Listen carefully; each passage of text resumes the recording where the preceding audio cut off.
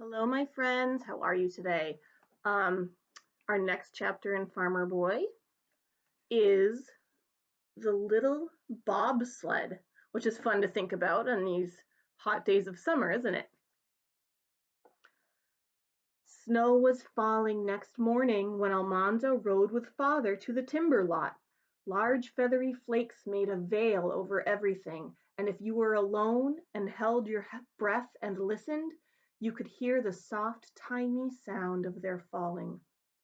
Father and Almanzo tramped through the falling snow in the woods, looking for straight small oaks. When they found one, Father chopped it down. He chopped off all the limbs, and Almanzo piled them up neatly. Then they loaded the small logs on the bobsled.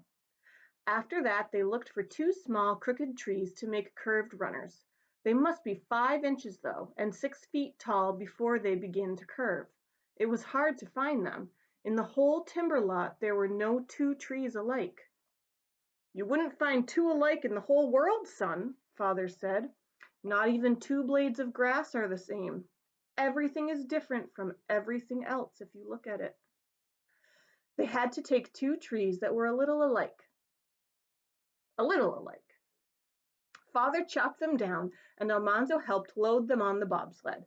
Then they drove home in time for dinner.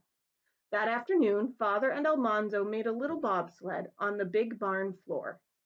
First, Father hewed the bottoms of the runners flat and smooth, clear around the crook of their turned-up front ends. Just behind the crook, he hewed a flat place on top, and he hewed another flat place near the rear ends. Then he hewed two beams for cross pieces. He hewed them 10 inches wide and 3 inches high and sawed them 4 feet long. They were to stand on edge. He hewed out their corners to fit over the flat places on top of the runners.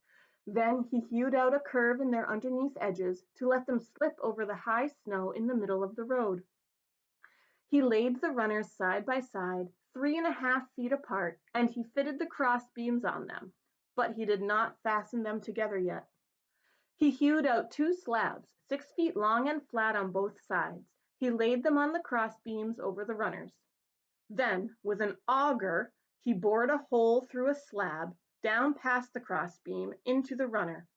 He bored close to the beam, and the auger made half an auger hole down the side of the beam. On the other side of the beam, he bored another hole like the first. Into the holes he drove stout wooden pegs. The pegs went down through the slab and into the runner, and they fitted tightly into the half holes on both sides of the beam. Two pegs held the slab and the beam and the runner firmly together at one corner of the sled. In the other three corners he bored the holes, and Almanzo hammered in the pegs. That finished the body of the little bobsled. Now, Father bored a hole crosswise in each runner, close to the front crossbeam.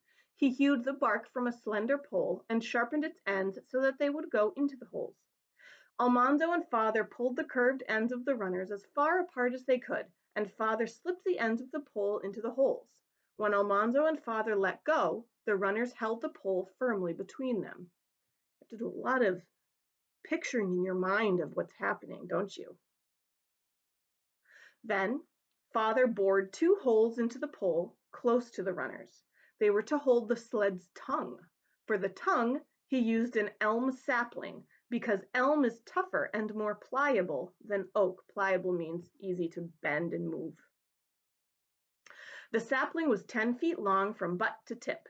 Father slipped an iron ring over the tip and hammered it down till it fit tightly, 2.5 feet from the butt. He split the butt in two up to the iron ring, which kept it from splitting any farther. He sharpened the split ends and spread them apart and drove them into the holes in the crosswise pole. Then he bored holes down through the pole into the two ends of the tongue and drove pegs into the hole. Wow. Near the tip of the tongue, he drove an iron spike through it. The spike stuck out below the tongue.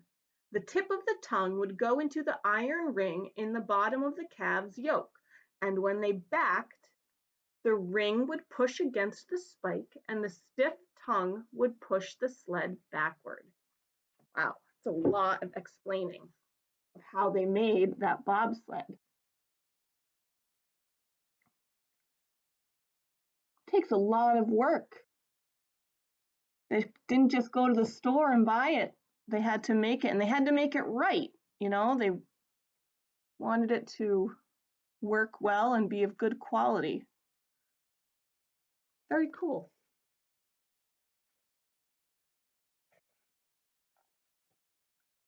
Now the bobsled was done.